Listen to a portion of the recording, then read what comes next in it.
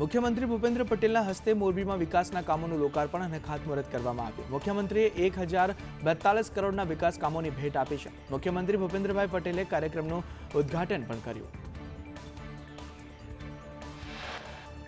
દીવ દમણના rear admiral તનુ ગુરુની CM Bhupendra Patel સાથે મુલાકાત। નેવલ એરિયાના ફ્લેગ ઓફિસર માંડિંગની મુલાકાત। તનુ ગુરુ નવેમ્બર 2025થી કમાન્ડિંગ ઓફિસર છે।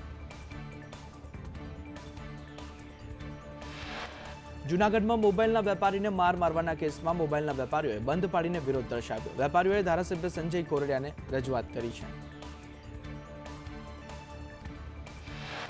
સુરતમાં ઉલપાડના ધારાસભ્ય મુકેશ પટેલે કેનાલ કામગીરી નિહાળી હતી। મંદરોઈ માઇનોર કેનાલનો હથોડો મારી ગુણવત્તા ચકાસીને ઉલપાડના કેનાલ રિનોવેશન કામનું તેઓએ નિરીક્ષણ કર્યું છે।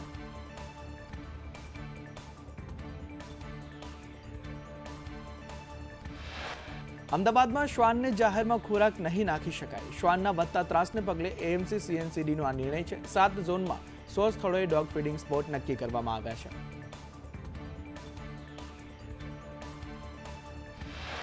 અમદાવાદમાં જાહેરમાં કૂતરા પશુઓને ખોરાક નાખનાર સામે કાર્યવાહી થશે। સીએનસીડી વિભાગે ડોગ ફીડિંગ સ્થળોની યાદી જાહેર કરી છે।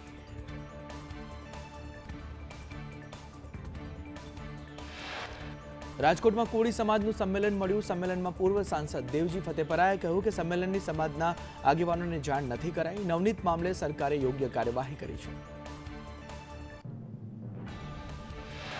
શાહબુદ્દીન રાઠોડનું નામ કમી કરવા મુદ્દે ફોર્મ 7 ભરી નામ કમી કરવાના કોંગ્રેસે આક્ષેપ કર્યા હતા। ગુજરાત ભાજપ પ્રવક્તા અનિલ પટેલે કહ્યું કે કોઈ પણ બાબતમાં વિવાદ ઉભો કરવો એ કોંગ્રેસની આદત છે।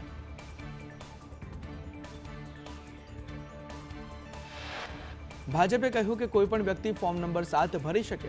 ફોર્મ ભરાયા બાદ ચૂંટણી પંચ તેની ચકાસણી કરે છે। શાહબુદ્દીન રાઠોડના ફોર્મમાં કોઈની સહી નથી। વલસાડના ધરમપુરમાં લવ જિહાદ મામલે ડાંગ સાંસદ અને લોકસભા દંડક ધવલ પટેલે કહ્યું કે ધરમપુરની ઘટના અત્યંત નિંદનીય। સગીરાને ઘરે પરત લાવવા કામ કરી રહ્યા છીએ।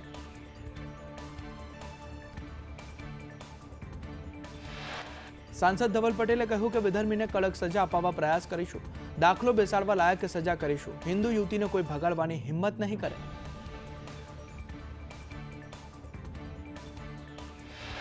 તમાકુ પર ટેક્સનું ભારણ વધારવાની હિલચાલનો વિરોધ। ઊંઝાના ઉનાવા માર્કેટ યાર્ડમાં વેપારીઓ ખેડૂતોનો વિરોધ। ખેડૂતો વેપારીઓ દ્વારા એપીએમસી ચેરમેનને રજૂઆત કરવામાં આવી।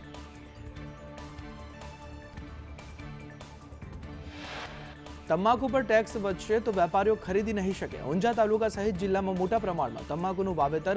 વેપારી તમાકુ નહીં ખરીદે તો ખેડૂતોને નુકસાનની ભીતિ છે।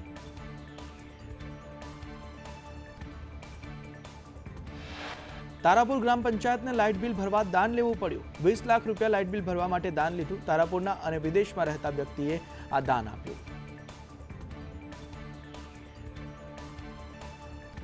બીએલઓ સામે પગલાં લેવા શૈક્ષિક મહાસંઘનું નિવેદન સામે આવ્યું। સરકારે બીએલઓને સાંભળવા જોઈએ। પરેશ પટેલે કહ્યું કે ગ્રાઉન્ડ પર બીએલઓ કામ કરે છે। અધિકારીઓ માત્ર ફોન પર માહિતી કે મેસેજ મેળવી લે છે। તેઓએ કહ્યું કે શિક્ષકો કેવા વાતાવરણમાં કામ કરે છે તે જોવું જોઈએ। બાળકોને ભણાવવાના અને આ પણ કરવાનું રાષ્ટ્રીય કામ કરવાની અમારી નથી।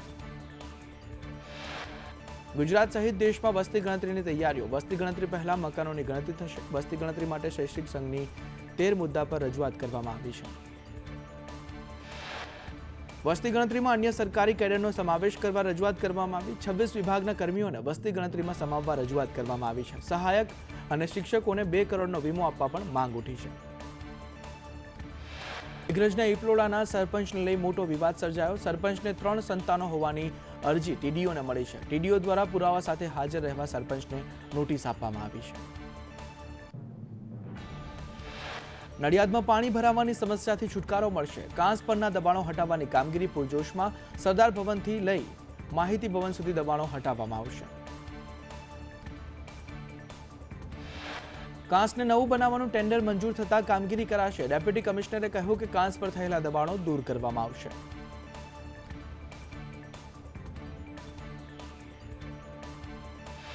દ્વારકામાં 21 ટાપુઓ પર અવરજવર પર પ્રતિબંધ ફરમાવતું જાહેરનામું પ્રસિદ્ધ કરાયું છે। 21 જાન્યુઆરીથી 25 માર્ચ સુધી આ પ્રતિબંધ લગાવવામાં આવ્યો છે।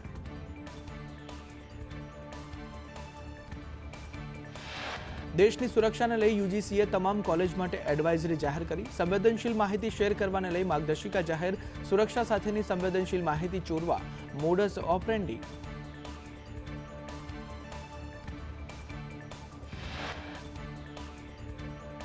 રાજકોટમાં મિલકત વેરા વસૂલવાને લઈ કડક કામગીરી.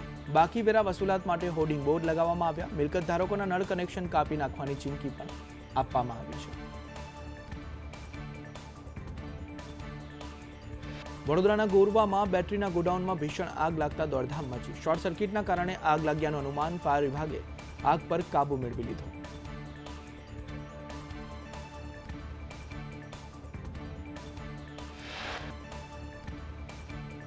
વસ્ત્રાપુરમાં એનઆરઆઈ ટાવરમાં ફાયરિંગ અને મોત મામલે અમદાવાદના વસ્ત્રાપુર પોલીસ મથકમાં ફરિયાદ નોંધવામાં આવી છે. એ ડિવિઝન એસીપી જયેશ બ્રહ્મભટ્ટ ફરિયાદી બન્યા. યશ ગોહિલ સામે પત્નીની હત્યાની ફરિયાદ નોંધવામાં આવી છે.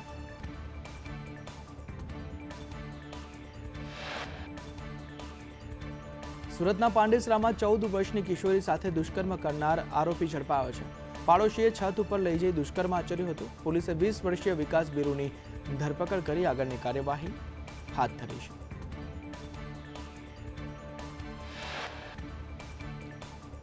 સોળ વર્ષથી ફરાર આરોપી અબુ બકરને એસએમસીની ટીમે ઝડપી લીધો છે.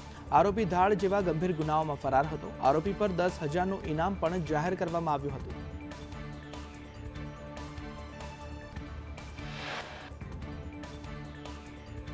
અમદાવાદમાં સ્કૂલોને બોમ્બથી ઉડાવવાની ધમકીમાં ફરિયાદ દાખલ કરાઈ. સાયબર ક્રાઇમ પીએસઆઈએ પોલીસ ફરિયાદ નોંધાવી છે. સાયબર ક્રાઇમમાં આ પોલીસ ફરિયાદ નોંધવામાં આવી છે.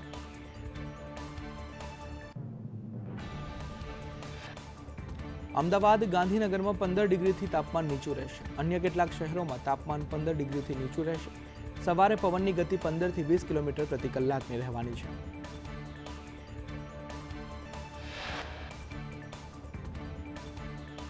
રાજ્યમાં ઉત્તર પૂર્વના પવનો ફૂંકાતા ઠંડીનું જોર વધ્યું છે. સૌથી નીચું તાપમાન નલિયામાં 5 ડિગ્રી નોંધાયું તો ડીસામાં 8.4 ડિગ્રી અને અમરેલીમાં 9.4 ડિગ્રી તાપમાન નોંધાયું છે.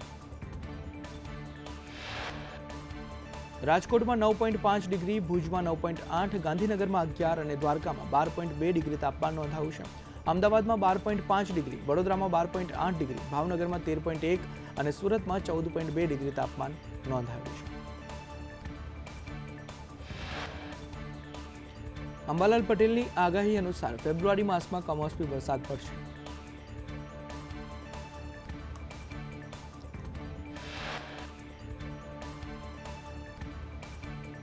પાલનપુરમાં લઘુત્તમ તાપમાન 4 ડિગ્રી સુધી નીચે જવાની શક્યતા વ્યક્ત કરી છે. પાટણ, સમી, હારીજ, મહેસાણામાં તાપમાનનો પારો હજુ ગગડશે અને સાબરકાંઠા અને અરવલ્લીમાં પણ ઠંડી પડવાની આગાહી અંબાલાલ પટેલે કરી છે.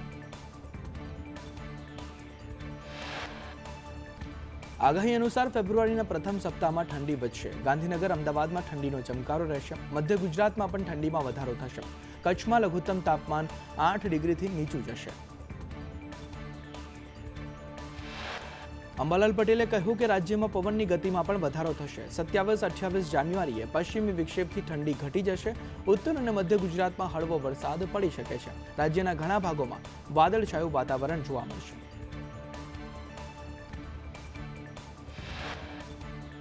માઉન્ટ આબુમાં રેકોર્ડ બ્રેક ઠંડી. એક જ રાતમાં તાપમાનમાં 12 ડિગ્રીનો ઘટાડો નોંધાતા તીવ્ર ઠંડીનો ચમકારો જોવા મળ્યો છે. તાપમાન ઘટીને -7 ડિગ્રીએ માઉન્ટ આબુમાં પહોંચ્યું છે. તો માઉન્ટ આબુમાં બગીચાઓમાં બરફની ચાદર છવાય છે. દૂર દૂરથી આવેલા પ્રવાસીઓ કાતિલ ઠંડીમાં ઠૂંઠવાયા છે. ઠંડીથી બચવા લોકો તાપણાનો સહારો લેવા મજબૂર બન્યા છે. હિમાચલમાં હિમવર્ષા યથાવત રહેવાની હવામાન વિભાગની આગાહી. શિમલામાં જાખુમાં આશરે અડધો ફૂટ હિમવર્ષા થઈ, જ્યારે ફુકરી, નારકંડા અને આસપાસના પર્યટન સ્થળોએ 1 ફૂટથી વધુ બરફ પડ્યો છે. હિમાચલ પ્રદેશના પહાડી વિસ્તારમાં ભારે હિમવર્ષા થઈ. શિમલા અને મનાલીમાં બરફની સફેદ ચાદર છવાઈ. સતત હિમવર્ષાથી તાપમાનમાં ભારે ઘટાડો નોંધાયો છે. શિમલાની સાથે મનાલી અને ચંબામાં પણ હિમવર્ષાથી વાતાવરણ ખુશનુમા બન્યું છે. બરફવર્ષા વચ્ચે પર્યટકોની સંખ્યામાં પણ ભારે વધારો નોંધાયો છે. દેશભરમાંથી આવતા પ્રવાસીઓએ બરફવર્ષાની મજા માણી છે. શિમલા અને મનાલીમાં ભારે હિમવર્ષા થઈ. મકાનો, રોડ, રસ્તા અને વાહનો પર બરફના થર જામ્યા છે.